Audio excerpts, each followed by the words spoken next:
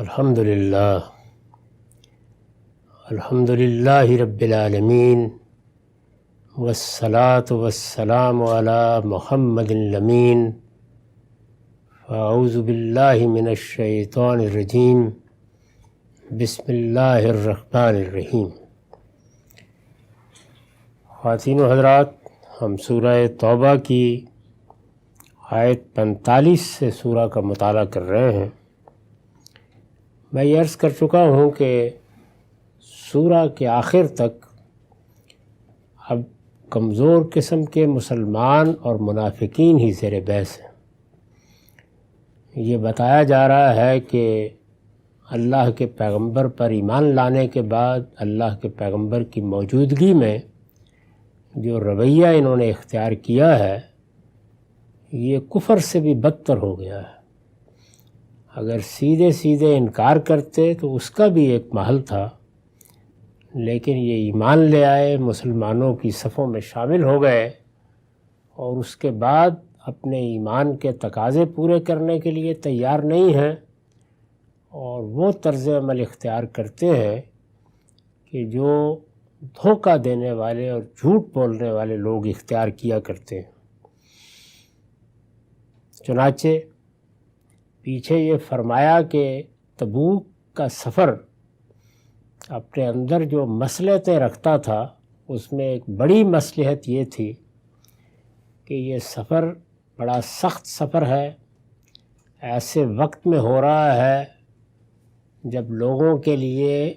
اپنے مقامات چھوڑ کر جانا آسان نہیں ہے،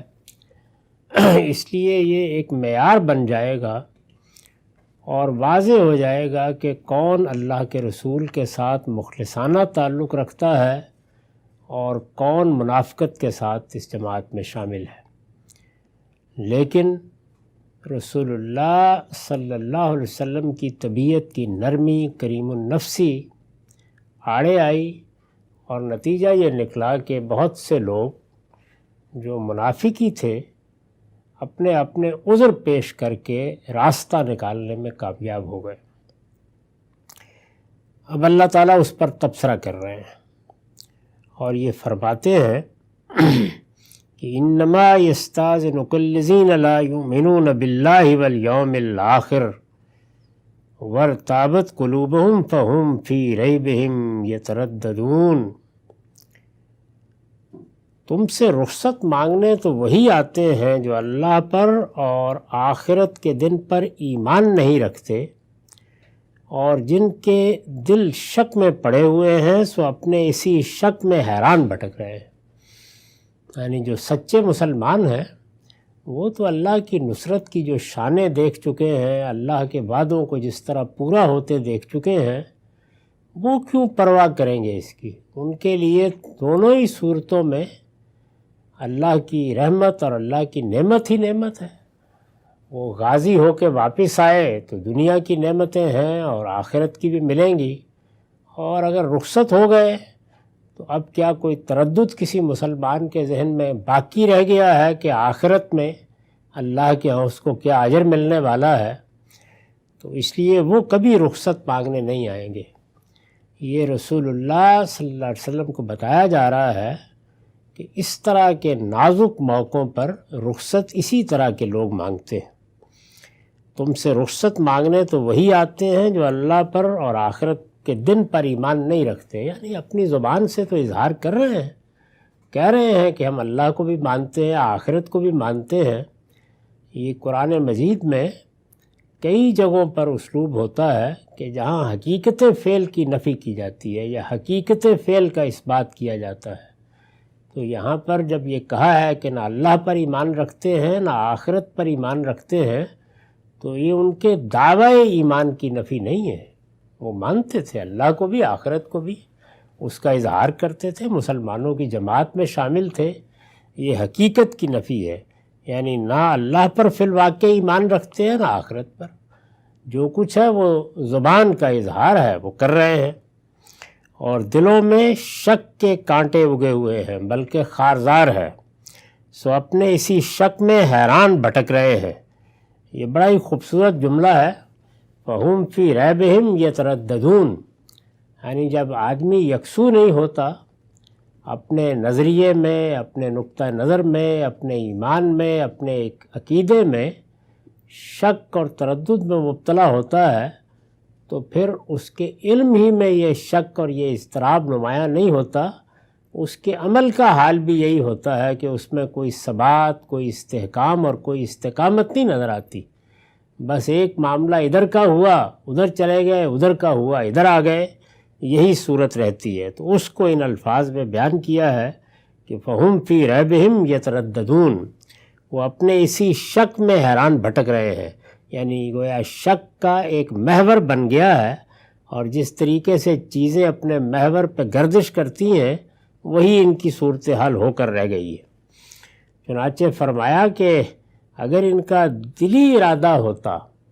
یعنی یہ اپنا یہ عذر پیش کر رہے ہیں کہ میرے ساتھ یہ مسئلہ ہو گیا اور میں بیمار ہو گیا اور میری طبیعت میں ناساز ہو گئی، لیکن اگر فی الواقع نکلنے کا ارادہ ہوتا تو یہ عذر تو آخر میں کہہ رہے ہیں نا پیش آ گیا، یہ پہلے کچھ اہتمام تو کرتے نکلنے کا، کچھ تیاری تو ہو رہی ہوتی، کوئی سامان باندھا گیا تھا۔ تو قرآن مجید نے اس جگہ سے پکڑا ہے اور یہ کہا کہ وَلَوْ أَرَادُوا الْخُرُوجَ، اگر ان کا نکلنے کا ارادہ ہوتا، اگر وہ نکلنا چاہتے تو کیا کرتے؟ لَأَعَدُّوا لَهُ عُدَّةً، تو ضرور اس کا کچھ سامان کرتے، یعنی پہلے تو کچھ تیاری، کچھ سفر کے لیے آمادگی نظر آتی نا، پتہ چلتا کہ کوئی سواری کا بندوبست کر رہا ہے، کوئی گھر والوں کے یہاں رہنے کے لیے اہتمام کر رہا ہے، کوئی اپنے جانوروں کو کسی کے سپرد کر رہا ہے، تو یہ سامان نظر آتا اگر ان کی نیت ہوتی۔ تو ارشاد فرمایا کہ اگر وہ نکلنا چاہتے تو ضرور اس کا کچھ سامان کرتے، وَلَٰكِنْ كَرِهَ اللَّهُ انبعاثَهُمْ، لیکن اللہ نے ان کا اٹھنا پسند نہیں کیا۔ یہ اب اللہ کی توفیق کا نہایت ہی عمدہ بیان ہے۔ یہ بتایا ہے کہ جس وقت انسان کی نیت غلط ہو تو اللہ پھر یہ پسند ہی نہیں کرتا کہ نیت کی اس خرابی کے ساتھ طعن و کرہن بھی کوئی اس کے راستے میں اٹھ کے آئے، وہ پھر وہ توفیق ہی نہیں دیتا، اور نتیجے کے طور پر پھر آدمی اس سعادت سے ہر حال میں محروم ہوتا ہے۔ وَلَٰكِنْ كَرِهَ اللَّهُ انبعاثَهُمْ، یعنی اللہ نے حکم دیا کہ جاؤ، لیکن اللہ نے پسند نہیں کیا کہ یہ جائیں، اس لیے کہ ان کی نیت اور ان کے محرکات غلط تھے، لیکن اللہ نے اٹھنا پسند نہیں کیا۔ فَثَبَّتَهُمْ وَقِيلَ ارْكُضُوا مَعَ الْقَاعِدِينَ، اس لیے انہیں روک کر بٹھا دیا اور ان کی نیت کے پیش نظر گویا کہہ دیا گیا کہ جاؤ بیٹھنے والوں کے ساتھ بیٹھے رہو، تمہارا یہی انجام ہے،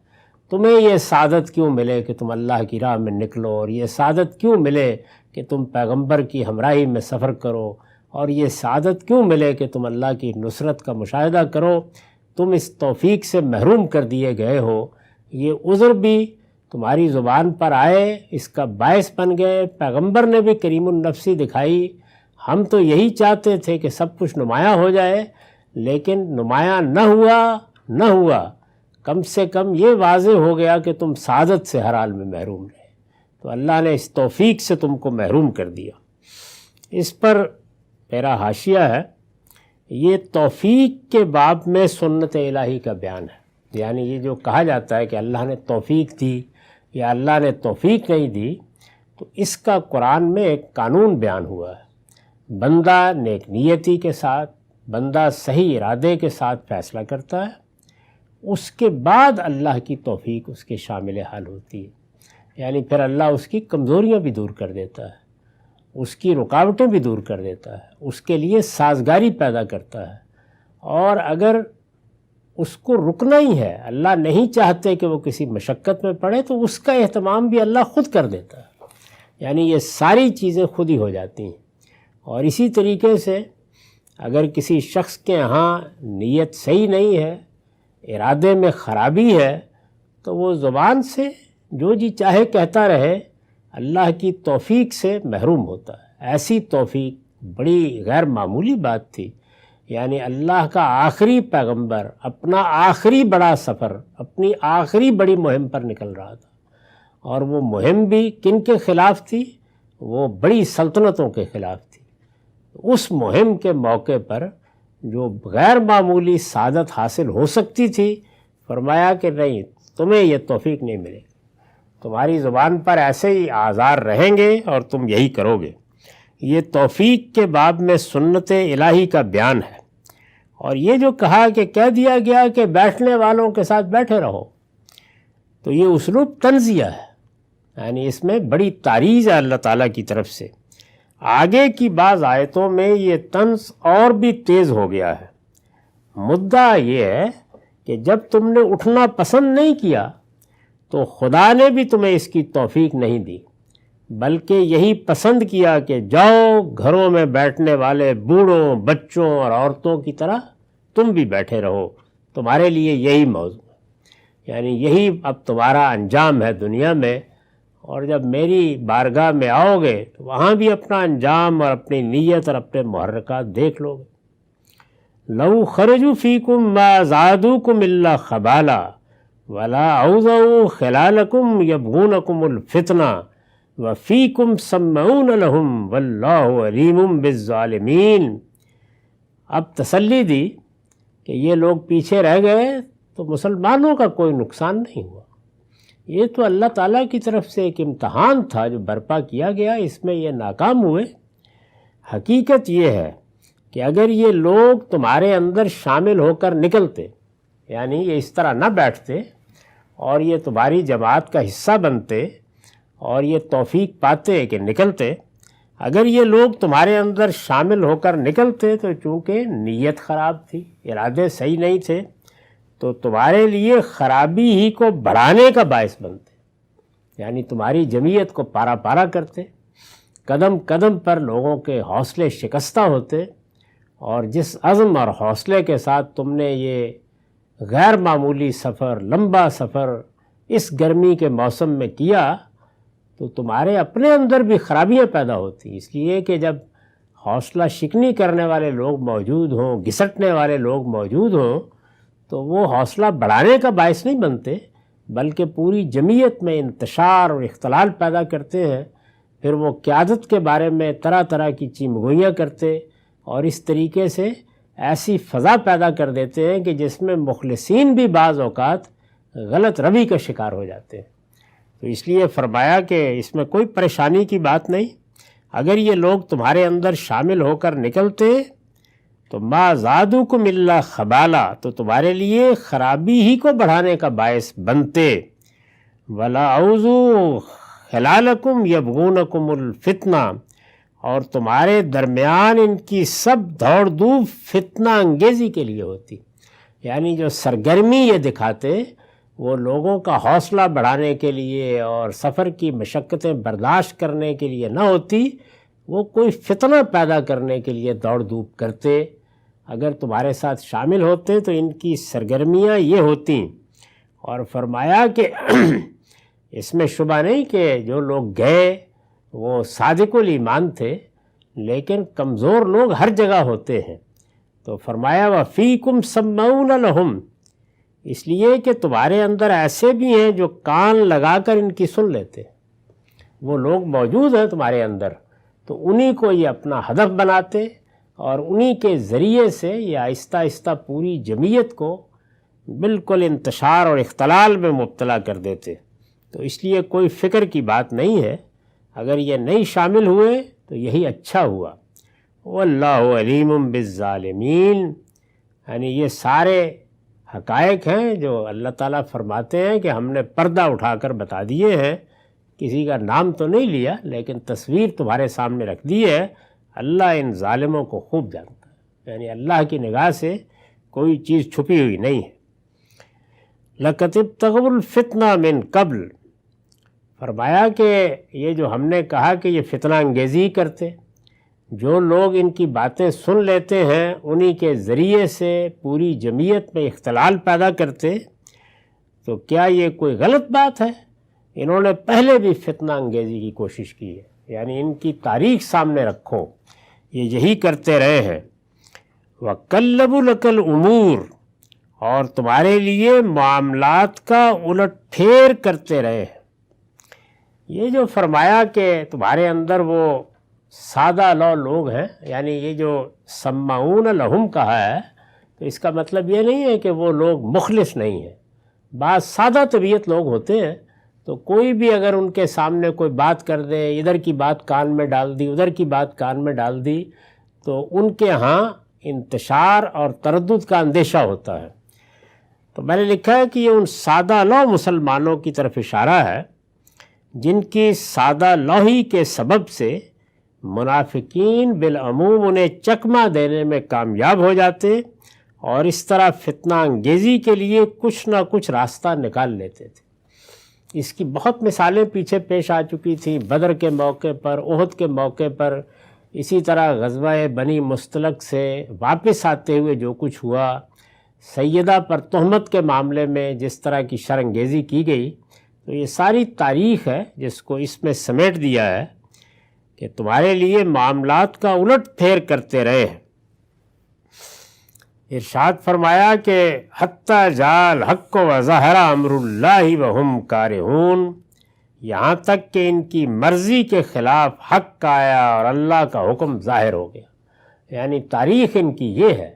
لیکن بڑے مراحل سے 8-10 سال میں گزرنے کے بعد بالآخر شکست انہی کو ہوئی، اور یثرب میں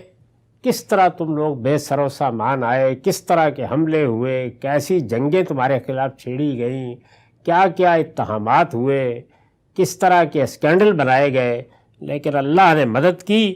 اور یہ جو کچھ چاہتے تھے وہ تو نہیں ہو سکا، اللہ کی مرضی پوری ہوئی، حق آیا اور اللہ کا حکم ظاہر ہو گیا۔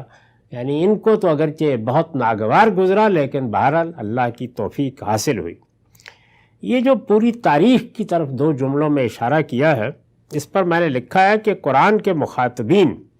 ان سب چیزوں سے واقف تھے۔ یعنی جس وقت یہ کہا جا رہا تھا تو اس وقت اس طرح کے 2 جملے بھی کافی تھے۔ قرآن کا یہ انداز نہیں کہ وہ کسی کو متعین طور پر نام لے کر اس کے بارے میں کوئی بات بیان کرے، وہ ایسے ہی بات بیان کرتا ہے۔ قرآن کے مخاطبین ان سب چیزوں سے واقف تھے، اس لیے اس نے صرف اجمالی اشارہ کر دیا، یعنی اس طرح 2 جملوں میں بات بیان کر دی ہے۔ استاذ امام امین حسن اصلاحی نے وضاحت فرمائی ہے، وہ لکھتے ہیں یہی لوگ تھے جنہوں نے جنگ بدر کے موقع پر اللہ اور رسول کا منشا واضح ہونے کے باوجود مسلمانوں کو قافلہ تجارت پر حملہ کرنے کی راہ سجانے کی کوشش کی۔ یعنی یہ واضح ہو گیا تھا، رسول اللہ صلی اللہ علیہ وسلم کے طرز عمل تھے کہ اللہ تعالیٰ کیا چاہتے ہیں، اس میں کوئی قافلہ تجارت کو روکنے کا شائبہ بھی نہیں تھا، لیکن یہ بہرحال کمزور لوگوں کو یہی کہتے رہے کہ آخر کیا ضرورت ہے ادھر جانے کی، قافلہ ہی ہے، یہ تو بالکل نہتے لوگ ہیں، ان کے پاس اسلحہ بھی نہیں ہے، بڑی کامیابی ہو جائے گی، تمہارے حالات بھی بہت خراب ہیں، بہت مال غنیمت ہاتھ آئے گا۔ تو یہ باتیں کرتے رہے۔ انہی لوگوں نے جنگ احد کے موقع پر پہلے تو شہر میں محصور ہو کر مقابلہ کرنے کا مشورہ دیا۔ یعنی پہلے یہی لوگ تھے جو یہ کہتے رہے کہ باہر نکلنے کی ضرورت نہیں ہے، اس سے پہلے بدر میں نکلے تھے ہم لوگ، اس وقت زیادہ اچھا یہ ہے، بڑا لشکر آ رہا ہے، زیادہ تعداد ہے کہ ہم شہر میں محصور ہو جائیں اور یہی مقابلہ کریں۔ پھر جب ان کا مشورہ قبول نہیں ہوا تو عبداللہ بن ابی اپنے 300 آدمیوں کو لے کر عین موقع پر الگ ہو گیا۔ یعنی جنگ احد میں جب ادھر سے حملہ آور آ گئے ہیں تو اس کا مشورہ نہیں مانا گیا، تو اس نے اپنے 300 ساتھی، اس سے اندازہ کر لیجئے کہ تعداد بھی کافی بڑی تھی، یعنی صحابہ کرام مخلصین صحابہ کی تعداد بھی یہی 500-700، اور یہ لوگ 300 کی تعداد میں کم و بیش پیچھے ہٹ گئے، عین موقع پر الگ ہو گیا۔ پھر جنگ کے بعد اسی کے ہم خیالوں نے حضرت صلی اللہ علیہ وسلم کے خلاف یہ پروپیگنڈا کیا کہ نعوذ باللہ آپ قوم کے بدخواہ ہیں۔ یعنی اس میں کچھ وقتی شکست ہو گئی تھی، اس میں نقصان بھی بہت پہنچا مسلمانوں کو، تو اب موقع مل گیا کہ یہ پروپیگنڈا کریں۔ تو کیا پروپیگنڈا کیا؟ یہ کہ آپ قوم کے بدخواہ ہیں کہ خیر خواہوں کے مشورے کے خلاف ایک غلط مقام پر لے جا کر ہمارے بھائیوں کو کٹوا دیا اور شکست کا باعث بنے۔ تو یہ پروپیگنڈا احد کے بعد انہی لوگوں نے کیا۔ پھر یہی لوگ تھے جنہوں نے جنگ مریسی، یہ وہی ہے جس کو غزوہ بنی مستطلق کہتے ہیں، جنگ مریسی کے موقع پر اپنی فتنہ انگیزی سے ایسی صورت پیدا کر دی کہ انصار اور مہاجرین کے درمیان تلوار چلتے چلتے رہ گئی۔ دونوں گروہوں کو، دونوں مخلصین کو لڑا دیا آپس میں، بڑی بری صورتحال پیدا ہو گئی۔ رسالت بآب صلی اللہ علیہ وسلم کو بات کرنی پڑی جا کے۔ اسی سلسلے میں ان کی ایک نہایت سنگین شرارت واقعہ افک کی شکل میں ظاہر ہوئی، جب سیدہ پر تہمت لگائی، جو بات کا بتنگڑ بنانے کی ایک نہایت گھنونی مثال ہے۔ یعنی کچھ بھی نہیں ہوا، وہ واپس گئیں اور اتنے میں قافلہ چلا گیا، اور پیچھے آنے کے لیے جس آدمی کو مقرر کیا گیا تھا وہ نہایت عزت کے ساتھ ان کو اونٹ پر بٹھا کر لے آیا، لیکن اسی سے افسانے بن گئے۔ حنین کے موقع پر تقسیم غنیمت کے معاملے میں انہوں نے اپنی بدتینتی سے دلوں میں سخت کدورت پیدا کر دینے کی کوشش کی۔ تو یہ سب واقعات ہو چکے تھے جن کی طرف یہاں دو لفظوں میں اشارہ کیا، یہ فرمایا نا، اور تمہارے لیے معاملات کا الٹ پھیر کرتے رہے ہیں۔ تو یہ اس الٹ پھیر کی مثالیں ہیں۔ غرض جو موقع بھی ان کے ہاتھ آیا اس سے فائدہ اٹھا کر انہوں نے مسلمانوں کے درمیان پھوٹ ڈلوانے میں کوئی کسر نہیں چھوڑی۔ تو یہ سب چیزیں اللہ تعالیٰ نے بیان کی اور فرمایا کہ یہ سب کرتے رہے، لیکن اللہ کا حکم آ گیا، اللہ کا امر ظاہر ہو گیا اور اللہ نے حق کو غلبہ عطا فرمایا۔ اب یہ ارشاد ہوا کہ کیا کیا بہانے انہوں نے کیے، یعنی اس سے پیچھے تو اجمال کے ساتھ یہ بیان کیا تھا کہ آ کے انہوں نے کوئی عذر پیش کیے، کوئی اجازت مانگی، اب اس کی تفصیل کی ہے۔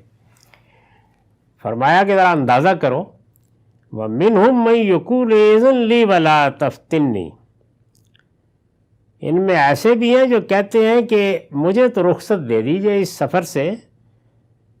مجھے فتنے کا اندیشہ ہے، مجھے فتنے میں نہ ڈالیے۔ اب یہ دیکھیے کہ یہ کیا چیز ہے، یعنی روم جانے کے لیے نہ کہیے، یہ روم کی طرف مہم تھی، تو انہوں نے کہا کہ روم جانے کے لیے نہ کہیے، مبادا وہاں کوئی فتنہ ہمیں اپنی گرفت میں لے لے۔ اور فتنے سے کس طرف اشارہ تھا وہ بعض روایتوں سے معلوم ہوتا ہے۔ روایتوں میں بیان ہوا ہے کہ اس سے ان کی مراد رومی عورتوں کے حسن و جمال کا فتنہ تھا، کہ وہاں تو وہ خواتین ہوں گی بہت حسین و جمیل، ظاہر ہے کہ زیادہ تر وہی تھیں کہ جن کی طرف رغبت ہو سکتی تھی۔ تو اس سے بھی بڑا اندیشہ ہے کہ ہم اس فتنے میں پڑ جائیں، ایمان ہی جائے، ہم ذرا کمزور لوگ ہیں تو ہمیں تو آپ یہیں رہنے دیجیے۔ یہ اسی طرح کا عذر ہے جیسا کہ بعض مدعیان تقویٰ مسجد کی حاضری سے متعلق پیدا کر لیتے ہیں کہ گھر ہی میں نماز پڑھ لیتے ہیں اس لیے کہ وہاں جائیں گے تو ریا کے فتنے میں مبتلا ہو جائیں گے۔ تو اس طرح کی چیزیں بعض اوقات لوگ یعنی کچھ تقوی کا اظہار کرنے کے لیے اپنے عذر کے طور پر پیش کرتے ہیں۔ استاذ امام لکھتے ہیں اگرچہ یہ عذر تو ایک آدھ احمقوئی نے پیش کیا ہوگا، یعنی یہ تو نہیں توقع کرنی چاہیے کہ اس طرح کی بیہودہ بات ہر آدمی نے کہی ہوگی، لیکن یہ عذر کی ایک ایسی قسم تھی جس پر تقوی اور دینداری کا ملمہ چڑھانے کی کوشش کی گئی تھی کہ ہم تو اپنے ایمان کی حفاظت کی وجہ سے کہہ رہے ہیں تاکہ کسی فتنے میں نہ پڑ جائیں کہ نہ ہی جائیں تو اچھا ہے۔ اس وجہ سے قرآن نے اس کا خاص طور پر ذکر فرمایا تاکہ مسلمانوں کو شیطان کے ایک حربے سے آگاہ کر دیا جائے کہ کبھی کبھی وہ تقوی کے بھیس میں بھی حملہ آور ہوتا ہے، یعنی وہ صرف برائی کی دعوت لے کے نہیں آتا، اس طرح کے بھیس بھی بنا لیتا ہے۔ تو ایک انہوں نے یہ بات کہی، قرآن نے اس پر تبصرہ کیا ہے، وَمِنْهُمْ مَنْ يَقُولُ إِذْنْ لِي وَلَا تَفْتِنِّي، ان میں ایسے بھی ہیں جو کہتے ہیں کہ مجھے تو رخصت ہی دے دیجئے اور مجھ کو فتنے میں نہ ڈالیے۔ سن لو، فرمایا الا فی الفتنۃ سقطوا، سن لو یہ فتنے میں پڑ چکے، یعنی یہ تو یہ کہہ رہے ہیں کہ وہاں جا کے فتنے میں پڑیں گے، یہ پڑ چکے فتنے میں۔ اس پر حاشیہ ہے، یہ نہایت بلیغ فکرہ ہے، مطلب یہ ہے کہ تبوک جانا تو دور کی بات ہے، اپنی بدعملی پر فریب کاری کا یہ ملمہ چڑھا کر اور اس طرح کے عذرات پیش کر کے یہ گھر بیٹھے ہی فتنے میں مبتلا ہو چکے ہیں۔ یعنی یہ جس چیز سے بچنا چاہتے تھے وہ تو ہو گئی۔ وَإِنَّ جَهَنَّمَ لَمُحِيطَةٌ بِالْكَافِرِينَ، سن لو یہ فتنے میں پڑ چکے اور اب دوزخ ان منکروں کو گھیرے ہوئے ہے۔ تو یہ منافق ہیں، لیکن بتا دیا کہ حقیقت میں منکر ہیں، یعنی ان کا کوئی ایمان نہیں ہے۔ اور اللہ تعالیٰ نے منکروں کے لیے، یعنی جو جانتے بوجھتے اس طریقے سے پیغمبر کا انکار کریں اور پیغمبر کا ساتھ دینے کے بجائے اس طرح کی منافقت کی باتیں کریں، ان کے لیے جہنمی کی سزا ہے۔ ارشاد فرمایا ان تصبک حسنۃ تسؤہم، اگر تمہیں کوئی اچھائی پیش آتی ہے تو انہیں دکھ ہوتا ہے۔ یعنی یہ ہمیشہ سے اسی بغض کے ساتھ مسلمانوں کی جماعت کا حصہ رہے ہیں۔ اگر تمہیں کوئی اچھائی پیش آتی ہے تو انہیں دکھ ہوتا ہے۔ وَإِن تُصِبْكَ مُصِيبَةٌ يَقُولُوا قَدْ أَخَذْنَا أَمْرَنَا مِن قَبْلُ وَيَتَوَلَّوْا وَهُمْ فَرِحُونَ، اور تم پر کوئی مصیبت آتی ہے تو کہتے ہیں کہ خوب ہوا، ہم نے پہلے ہی اپنا بچاؤ کر لیا تھا، اور خوش خوش لوٹتے ہیں کہ اچھا ہو گیا، یہ تو مارے گئے، ان کے ساتھ تو یہ معاملہ ہوا، ان پر تو یہ آفت آئی، اللہ کے پیغمبر کے ساتھی تو اس مصیبت میں مبتلا ہوئے، ہم نے اپنا بچاؤ کر لیا تھا، ہم نہیں شریک ہوئے تھے اس معاملے میں۔ تو یہ فرمایا کہ ان کی ذہنیت ہے جس کا ظہور ہوتا ہے ایسے موقعوں کے اوپر۔ اس سے دو باتیں واضح ہوئیں، ایک یہ کہ اس قسم کے تمام بہانے تراشنے والے اگرچہ بظاہر مسلمان بنے ہوئے ہیں مگر در حقیقت منکر ہیں۔ یعنی یہ جو فرمایا کہ اب دوزخ ان منکروں کو گھیرے ہوئے ہے، محیطۃ بالکافرین، تو اس سے واضح ہو گیا کہ اگرچہ بظاہر مسلمان بنے ہوئے ہیں مگر در حقیقت منکر ہیں۔ دوسری یہ کہ تبوک کے سفر سے تو یہ اس طرح کی بہانہ سازی سے بچ سکتے ہیں، اور یہ آگے معلوم ہو جائے گا کہ سفر میں ایک بڑا مسئلہ سخت گرمی تھی، گرمی کا موسم، صحرا کی گرمی، عرب کی گرمی۔ دوسرے یہ کہ تبوک کے سفر سے تو یہ اس طرح کی بہانہ بازی سے بچ سکتے ہیں، لیکن خدا کی دہکائی ہوئی جہنم سے نہیں بچ سکتے۔ یہ جہاں چاہیں بھاگ کر دیکھ لے، وہ ہر طرف سے ان کا احاطہ کیے ہوئے ہیں، محیطۃ بالکافرین، دوزخ ان منکروں کو گھیرے ہوئے ہیں۔ اور اب گویا آگے یہ جو فرمایا کہ اپنا بچاؤ کر لیا اور بہت خوش ہوئے، مسلمانوں کی مصیبت پر ان کی خوشی دیکھنے والی ہوتی ہے، کوئی اچھائی پیش آئے تو ان کے منہ لٹک جاتے ہیں،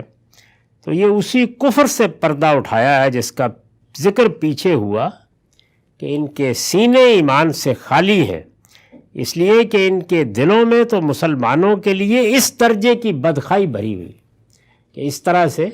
گویا مسلمانوں کی مصیبتیں ان کے لیے خوشی کا باعث بنتی ہیں، اور یہ خوش خوش لوٹتے ہیں کہ آج بہت اچھا ہو گیا، خوب پھنسے ہیں یہ لوگ۔